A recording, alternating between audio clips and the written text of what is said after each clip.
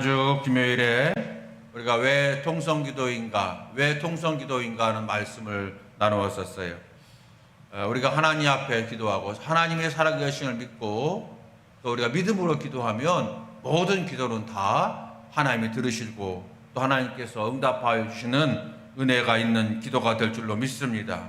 그런데 그 가운데서 특별히 우리가 소리내어서 부르짖어 기도하는 기도, 통성기도에 대해서 말씀을 나누면서 통성기도에 유익이 있고 은혜가 있고 능력이 나타난다는 말씀을 함께 나누었습니다. 여러분, 오늘도 금요일 기도에 나오셨으니까 말씀 붙들고 부르짖어 기도하시고 또 합심해서 한 마음으로 공동의 기도 제목 가지고 부르짖어 기도하는 우리 모두가 되셔서 하나님께 영광 돌리고 우리의 모든 인생의 문제도 해결되어지는 은총을 누리는 우리 모두가 다 되시게 되길 주의 이름으로 축원합니다. 오늘부터는 예수께서 하신 비유의 말씀 함께 나눈다고 광고드렸죠. 비유의 말씀. 우리가 그동안 기도에 관한 말씀을 이렇게 저렇게 이 각도 저 각도에서 우리가 말씀을 묵상했는데 오늘부터는 한 몇 주간 동안 예수께서 하신 비유의 말씀을 통해서 우리가 은혜 받고자 합니다. 예수님께서 이 세상에 계실 때에 여러 가지 비유를 통해서 하나님의 말씀을 전해주셨어요. 우리가 예수님의 비유의 말씀을 다시 한번 잘 정리하고 묵상을 하면서 하나님의 크신 뜻을 깨닫고 그리고 우리의 기도의 제목 되어진다면 하나님 반드시 놀라운 은혜 줄 줄로 믿고 오늘부터 몇 주간 동안 예수님의 이 비유의 말씀을 통해서 시간 은혜 받으시고 또한 기도의 힘을 얻으시고 기도가 넓어지고 기도의 영역이 더 커지는 은혜가 임하게 되기를 주님의 이름으로 축원합니다.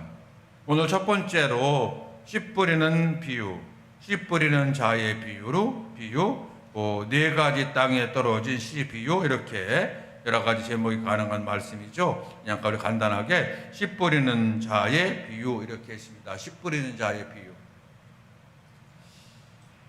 씨 뿌리는 자의 비유의 결론은 뭐냐면 열매를 맺으라는 거예요. 열매를 맺으라. 우리가 모든 인생의 영역에서 열매를 맺고 싶어 하잖아요. 사업의 영역에서는 번성의 열매를 맺고 싶어 하고 직장에서는 승진의 열매, 또 우리 공부하는 학생들은 어떤 성적 또는 합격의 열매를 다 맺기 원하죠. 우리도 특별히 늘 기도하는 것처럼 자녀가 잘 되는 열매를 맺기를 우리가 다 원하고 있고 그리고 건강의 열매를 먹기를 다 원하고 있죠. 이게 세상 모든 사람과 똑같은 그런 바람이고 소원이죠. 이런 열매를 맺기 원하잖아요. 그런데 우리는 또 한 가지 열매를 맺기를 원하는 자가 바로 성도가 된 거예요. 이게 뭡니까? 믿음의 열매. 믿음의 열매. 우리가 믿음의 열매를 맺고 믿음이 점점점 성장하는 그러한 축복을 누리는 것이 우리의 성도가 된 자들의 그런 마음이요, 소망이요, 소원이 되는 줄로 믿습니다. 여러분, 주님께서 이 땅에 계실 때, 예수께서 이 땅에 계실 때에 제자들을 책망할 때가 있었어요. 언제 책망하셨나요? 다른 때가 아니라 믿음이 약할 때 책망하셨어요. 그러니까 기도를 못해요. 너희들은 왜 이렇게 기도하지 않느냐? 예수님께서 겟세마네 동산에서 기도하실 때 너희들 기도해야 된다. 그래야 시험에 빠지지 않고 승리한다라고 기도를 강조하셨지만 베드로와 제자들이 쿨쿨쿨 잠을 자고 말하죠. 그때도 주님께서 왜 기도 안 하느냐? 이렇게 강하게 말씀하진 않으시고 왜 기도해야지 왜 그래? 그러면서 너희가 한시도 깨어 기도할 수 없더냐? 이렇게 말씀하셨어요. 제자들이 막 서로 내가 앞서고 내가 머리고 내가 리더고 서로 다툴 때도 주님께서 너희들 그러지 마라. 서로 사랑해라. 사랑하는 자가 될 때에 너희가 내 제자인 줄 알 거다. 이렇게 말씀하셨어요. 심지어 예수님을 배반했을 때에도 주님께서는 그냥 눈물에 어린 눈으로 바라보셨어요. 그런데 성경을 보게 되면 예수께서 강하게 질책하실 때가 있는데 언제냐면 믿음이 약할 때. 믿음이 적은 자여 왜 의심하느냐? 너희 믿음이 어디 있느냐? 인자가 올 때 믿음 있는 자를 보겠느냐? 믿음 얘기할 때는 굉장히 강하게 말씀하셨어요. 그래서 믿음이 앞서는 자가 되라. 먼저 된 자는 나중되지 않도록 조심해라. 이렇게 주님께서 이 세상에 계실 때에 의외로 제자들을 책망하실 때 가장 강하게 책망하신 것이 뭐냐면 믿음이 성장하지 못할 때를 강하게 책망하셨다는 걸 우리가 알게 되거든요. 믿음이 성장한다고 하는 것은 여러분 열매를 맺는 믿음이 되라고 하는 말씀이죠. 오늘 그래서 오늘 이 말씀 씨 뿌리는 자의 비유의 말은 뭐냐면 그래서 100배, 60배, 30배의 결실을 하였느니라. 열매가 있는 인생, 믿음의 열매가 있는 인생 되라고 말씀하시는 것이 이 씨 뿌리는 자 비유의 핵심입니다. 여러분 이 씨 뿌리는 자의 비유 오늘 우리에게 그런 믿음의 성장에 대한 열매에 대한 은혜를 주고 있는데요. 이 내용 간단하게 우리가 설명을 하게 되면 어떤 사람이 밭에 씨를 뿌렸다는 거잖아요. 씨는 아주 좋은 씨를 뿌렸어요. 그런데 그 씨를 받아들이는 밭의 상태에 따라서 열매를 맺기도 하고 열매를 맺지 못하기도 하더라고 하는 것이 오늘 말씀이잖아요. 바로 여기 열매가 변화, 성장, 축복을 상징하는 거예요. 본문에서 예수님은 이 밭을 네 가지로 구분하셨잖아요. 여러분 다 아시잖아요. 네 가지로 구분하셨죠. 첫 번째는 뭐 어떤 밭이라고 했어요? 길가와 같은 밭이 있다. 두 번째는 우리 여러 가지 뭐 되지만 그냥 제가 어릴 때 기억되는 거로 돌짝밭이다. 돌 같은 밭이 있다. 세 번째는 가시덤불 밭이 있다. 네 번째는 옥토 같은 밭이 있다. 여러분 다 아시잖아요. 길가와 같은 밭, 돌짝과 같은 밭, 가시덤불과 같은 밭, 옥토와 같은 밭, 이 네 가지의 밭의 상태가 있다는 거죠. 이 네 가지 상태 밭에 따라서 열매는 다른 거예요. 열매가 달라진다는 거잖아요. 오늘 그 말씀을 이렇게 주고 있지 않습니까? 여러분 저는 오늘 여러분이 너무 잘 아시는 그런 예수님의 비유의 말씀이기 때문에 제가 길게 말씀드리지 않아도 될 것 같아요. 첫 번째는 길가와 같은 밭이래요.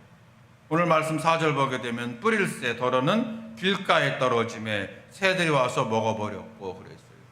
길가에 여러분 이렇게 뭐 농부가 일부러 길가에다가 씨를 뿌리는 경우가 어디 있겠어요? 아마 이 길가는 제가 생각할 때에 밭과 밭 사이에 그 밭고랑을 말하는 것이 아닐까 생각되어져요.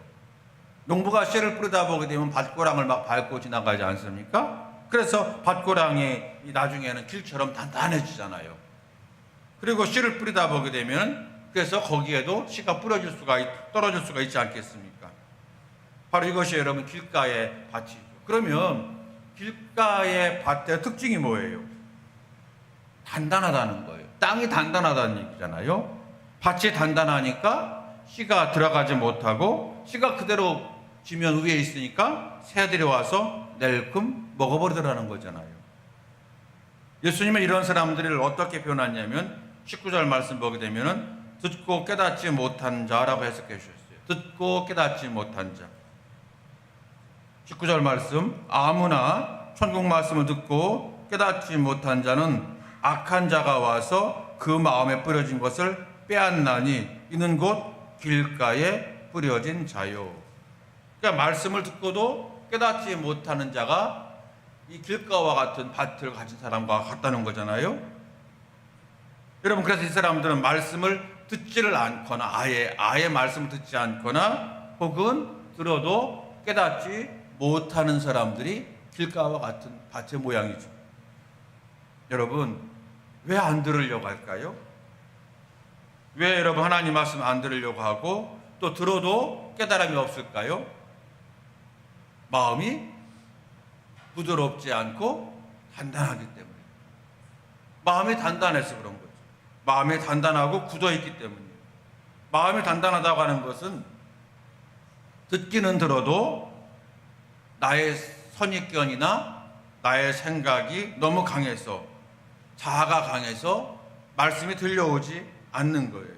말씀을 귀담아 듣지 못하는 겁니다. 내 생각이 너무 강하니까 말씀을 귀담아 듣지를 못하는 거예요. 그래서 여러분 이런 사람 특징이 뭐냐면 배우려고 하지 않는 자다 이렇게 말씀드릴 수가 있어요. 배우려고 하지 않는 자. 예수께서 이 비유를 하실 때에 그 대상은 그 당시는 첫 번째는 바리새인들이었어요. 바리새인들은 자기들이 예수님보다 더 많이 안다고 생각을 했어요. 예수님보다 더 자기들이 똑똑하다고 생각을 했어요. 그래서 예수님의 말씀을 듣지를 않은 거예요. 들어도 은혜를 못 받는 거예요. 또한 세상의 것만 추구하는 사람들이 바로 여러분 길가와 같은 밭을 그런 가진 사람과 같다고 할 수가 있어요. 그런데 이렇게 우리가 말씀이 들려지지 아니하고 말씀을 들어도 깨닫지 못할 때는 우리의 마음이 단단해서 그런데요. 성경은 뭐라고 말하냐면 너희들의 마음을 더 단단하게 하는 악한 영이 있다는 거예요. 그러니까 우리의 마음이 단단해질 수가 있어요. 그러면 내가 마음이 갑자기 단단해지네. 그러면서 얼른 이 마음을 부드럽게 만들면 되는데 그 단단한 것을 그대로 갖게 되면 사탄이 그것을 이용하는 거예요. 사탄이 그걸 계속해서 네가 마음이 단단해질 수밖에 없는 이유가 있어. 다른 사람은 다 그럴 거야. 자꾸 우리를 유혹해서 우리 마음이 더 단단해지게 한다는 거예요. 그게 여러분 오늘 본문에 말씀해 주는 교훈입니다. 사탄이 우리 마음을 더 단단하게 한다. 오늘 첫 번째, 길가와 같은 밭이 있다. 자, 두 번째는 어떤 밭이라고 했어요? 돌과 같은 밭. 5절 6절 말씀 보게 되면 더러는 흙이 얕은 돌밭에 떨어짐에 흙이 깊지 아니하므로 곧 싹이 나오나 6절 해가 돋은 후에 타서 뿌리가 없으므로 말랐고. 여러분 이 돌밭에 떨어진 자들의 그 주님의 비유의 말씀이잖아요. 밭에 이 바닥에 돌이 많은 거예요. 겉은 이제 흙이 있는데 그 밑에 큰 돌, 작은 돌이 많은 거예요. 돌짝밭, 돌밭인데 저 충청도 사투리 그냥 돌짝밭 이렇게. 저는 그게 잘 이해가 되는데 여러분 더 와닿아요. 돌밭보다는 돌짝밭. 이런 곳에 씨가 뿌려지게 되면 흙이 있으니까 먼저는 씨가 흙이 들어가겠죠. 그래서 싹이 나겠죠. 그런데 이게 뿌리가 깊이 들어가야만 흔들리지 않냐는 나무가 되어서 꽃이 피고 열매를 맺게 되는데 결국 흙이 얕으니까 뿌리가 깊이 들어가지 못해요. 결국에는 말라버린다는 거예요. 그러면 예수께서 이 돌짝밭과도 같은 사람은 누구이냐 말씀하실 때에 20절 21절 말씀 보니까 돌밭에 뿌려졌다고 하는 것은 말씀을 듣고 즉시 기쁨으로 받되 그 속에 뿌리가 없어 잠시 견디다가 말씀을 말미암아 환난이나 박해가 일어날 때는 곧 넘어지는 자예요. 돌짝밭과 같은 사람은 어떤 사람이냐면 자주 넘어지는 자예요. 자주 시험 드는 자예요. 여러분 우리가 자주 넘어지고 자주 시험 들면 안 됩니다. 우리는 항상 시험 들 수 있는 게 많아요. 우리 주변에 넘어질 게 여러분 얼마나 많은지 모르겠어요. 여러분 저에게는 없을까요? 여러분 저는 특징이 뭐냐면 잘 삐진다는 거예요. 이래봬도 제가 잘 삐져요. 삐질 때마다 여러분 제가 넘어지면 어떡하겠어요. 저는 특별히 언어에 민감해요. 언어에. 그래서 같은 말도 이렇게 말하느냐 저렇게 말하느냐에 따라 가지고 굉장히 제가 달라요. 제가 이제 어릴 때부터 자라왔던 환경 때문에 그랬나. 이게 장점 되기도 하지만 단점이 돼요. 장점은 뭐냐면 제가 글쓰기를 제법 잘했답니다. 믿거나 말거나. 아주 글짓기라든지 여러분 그래서 제가 국문과 갈까 할 생각도 했었어요. 그 정도로 제가 글쓰기를 좋아해요. 그 단어 선택을 잘하는데 반면에 나는 그렇게 고상한 단어를 못 쓰면서 상대방이 저한테 좀 거친 단어를 쓰면 제가 왈칵해요. 불긋해요. 이게 저의 단점이에요. 언어에 민감해요. 여러분 제가 이 말씀 왜 드리냐면 저도 시험 드는 게 한두 가지가 아니에요. 여러분 언젠가 어떤 목사님이 저한테 나 황 목사한테 삐졌다는 거예요. 왜 그랬더니 문자를 보낼 때에 어떤 문자 보낸다면 제가 거기다가 이모티콘 이렇게 까꿍까꿍을 안 보냈다는 거예요. 그냥 끝냈다는 거 마침표로. 그래서 이렇게 아니면 마침표도 여러분 이모티콘 문자 요즘 진짜 문자가 문제야. 문자 보낼 때 여러분 끝에 일러가지고 유희성 집사님 하고 제가 점을 몇 개 찍느냐에 따라 가지고 분위기가 달라져요. 문자는 그래요. 무슨 말씀인지 알죠? 여러분 진짜 교인 간에는 가급적 문자로 하지 마시고 그리고 전화 통화하는 게 좋아요. 저는 그렇게 생각해요. 왜냐면 저처럼 민감한 사람이 있거든요. 이 문자에 카톡에 굉장히 그 단어 뉘앙스 하나 때문에 말을 못하고 시험도 왜 이런 사람이 있어요. 그래서 가급적 교인들은 서로 얘기하고 얼굴 마주보면 하나 얼굴 마주보고 얘기하면요 하나 시험 들 거 하나도 없어. 그런데 문자로 하고 이러다 보게 되면은 그렇게 그런 것 같아요. 여러분 이 돌짝밭과 같은 사람은 어떤 사람이냐면 자주 넘어지는 거예요. 말씀을 들을 때 은혜 받아요. 은혜 받지만 기쁨으로 받아요. 기쁨으로 받는다고 하면 은혜 받는다 아니겠습니까? 그런데 그 다음에 문제예요. 신앙생활에 어려움이 올 때 견디지 못하는 거예요. 그래서 말씀대로 사는 것을 포기해요. 그러다가 또다시 회개하고 주 앞에 달려 나옵니다. 그리고 또 은혜 받아요. 그러다가 또 다른 시험거리가 오게 되면 또 주저앉아 버려요. 그러다가 얼마 지나면 또 달려와서 은혜 받아요. 은혜 받고 말씀대로 살아야지. 그랬다가 또 어떤 문제가 생기면 또 오래 가지 못하고 또 넘어져. 그러니까 계속해서 그냥 그 자리에 있는 거나 마찬가지. 그러니까 열매를 맺지를 못하잖아요. 여러분 뿌리가 깊은 성도가 되시기를 주의 이름으로 축원합니다. 골로새서 2장 6절 7절 말씀 보게 되면 그러므로 너희가 그리스도 예수를 주로 받았으니 그 안에서 행하되 그 안에 뿌리를 박으며 세움을 받아 교훈을 받은 대로 믿음에 굳게 서서 감사함을 넘치게 하라. 여러분 말씀에 깊이 뿌리를 내리십시오. 말씀을 자세히 읽어가는 여러분 되시기 바랍니다. 말씀 읽으실 때 그냥 몇 번 통독도 중요하긴 하지만 몇 번 통독하냐보다 더 중요한 건 뭐냐면요 말씀을 자세히 읽는 거예요.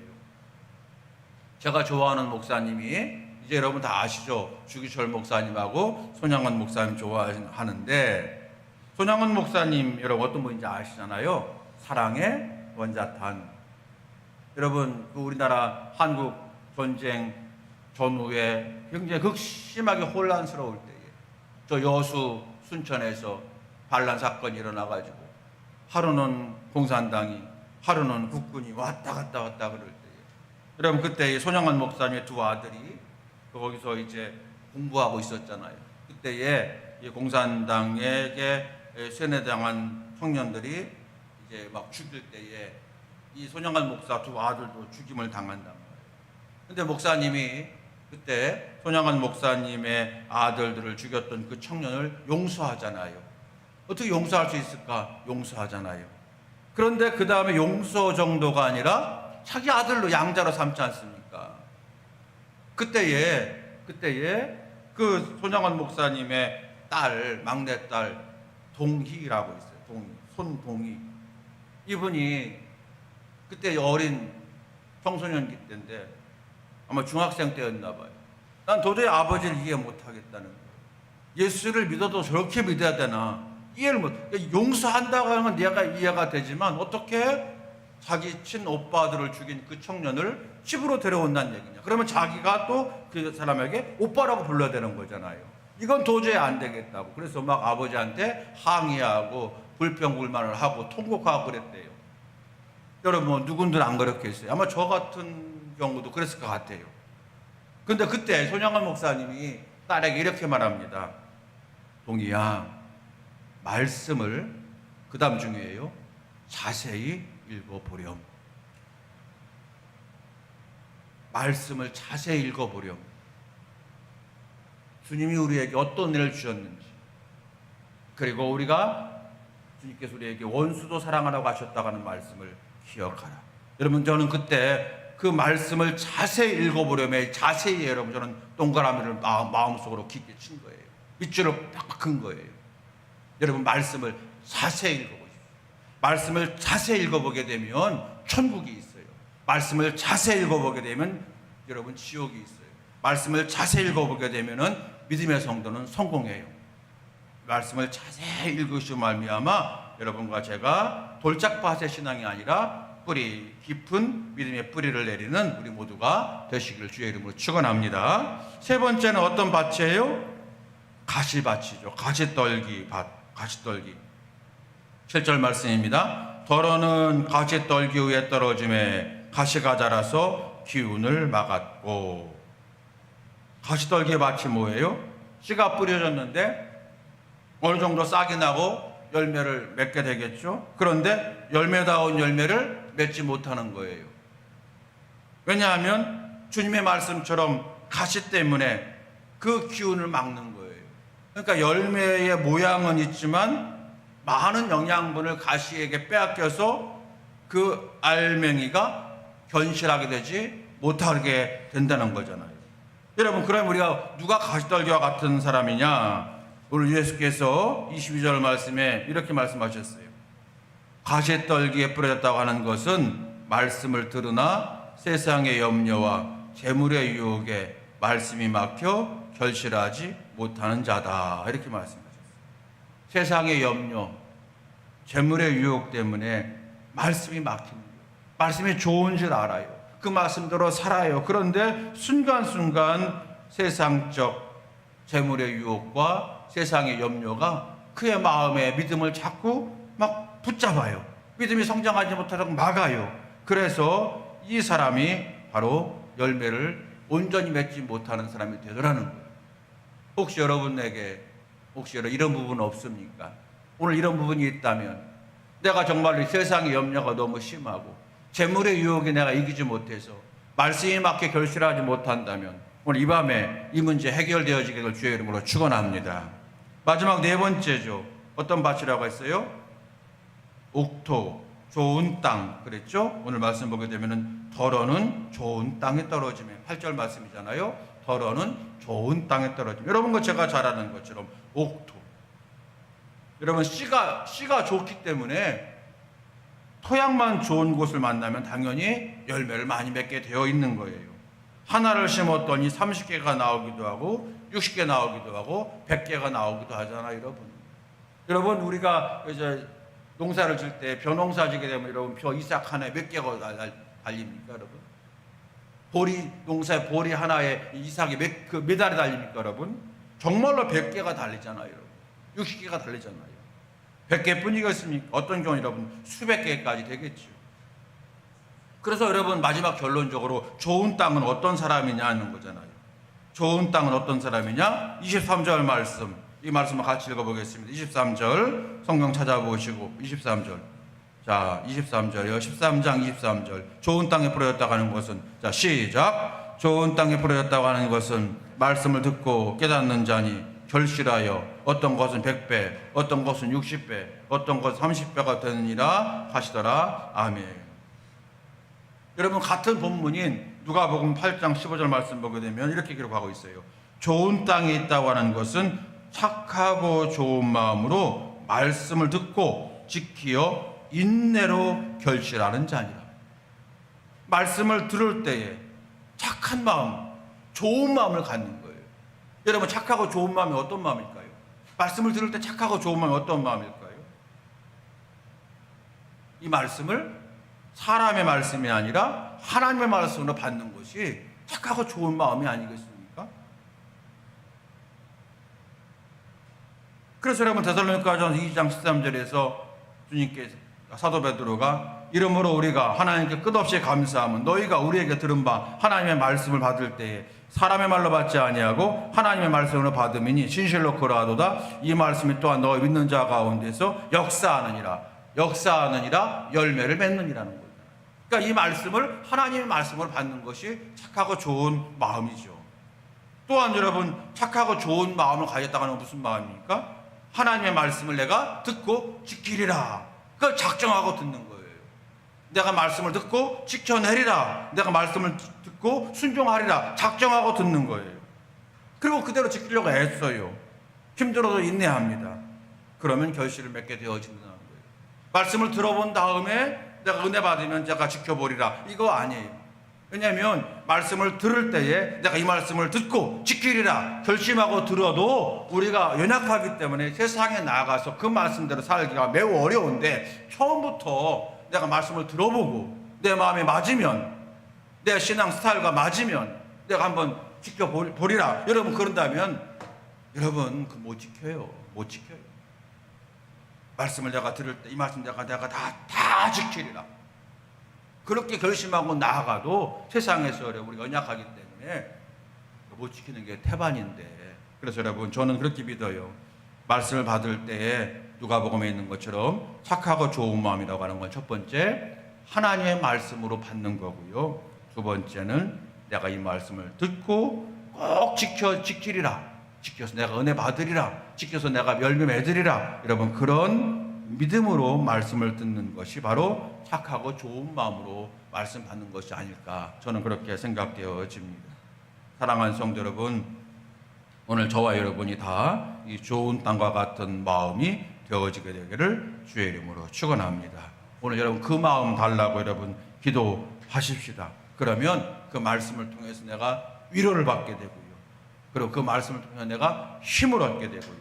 깨달음을 얻게 되고 회개하게 되고요. 변화되고 말이 변화되고 성품이 변화되고 삶이 변화가 될 줄로 믿습니다. 그 말씀이 내 것 되면요, 시간 씀이 달라져요. 시간 씀이 달라져요. 게을러질 수가 없어요. 시간 씀이 달라져요. 돈 씀이 달라져요. 헛된 거에 돈 쓸 수가 없어요. 그 말씀이 내게 들어오면은 이것이 열매를 맺는 것 아니겠습니까? 인간관계도 달라지는 거예요. 내가 하는 모든 사역에도 여러분 능력이 나타나게 되어 있는 줄로 믿습니다. 이것이 열매 맺는 것 아니겠습니까? 사랑하는 성도 여러분, 저도 마찬가지로 여러분과 마찬가지로 많은 열매를 맺기 원합니다. 믿음의 성장 있기를 원합니다. 하나님, 저도 목사다운 믿음을 갖기 원합니다. 늘 기도해요. 여러분, 벌써 저도 이 목회할 때에 선배 측에 속하더라고요. 전에는 지방회나 연회를 가게 되면 제가 인사해야 될 분이 많았어요. 아이고, 목사님 오랜만입니다. 목사님 안녕하세요. 인사하는데 어느새 저도 가도 인사하는 분이 더 많아졌어요. 세상에. 내가 벌써 이렇게 되었구나. 깜짝 놀라는 거죠. 그럼 하나님, 과연 내가 이 나이에 이 연급에 맞는 믿음을 갖고 있습니까? 날마다 회개하게 되는데, 여러분도 마찬가지라고 생각해야 돼요. 어찌입니다. 믿음의 열매를 우리가 맺어야 되지 않겠습니까? 그럴 때에 저와 여러분이 길가와 같은 밭도 아니고 돌짝밭도 아니고 또 가시덤불도 아니고 오직 옥토가 되어지는 좋은 밭의 마음을 품어서 하나님의 축복의 씨앗이 떨어질 때마다 놀라운 열매를 맺는 우리 모두가 다 되어지기를 주의 이름으로 축원합니다. 여러분, 이 시간에 우리 함께 찬양하고 기도할 때, 하나님, 내 마음을 변화시켜 주시옵소서.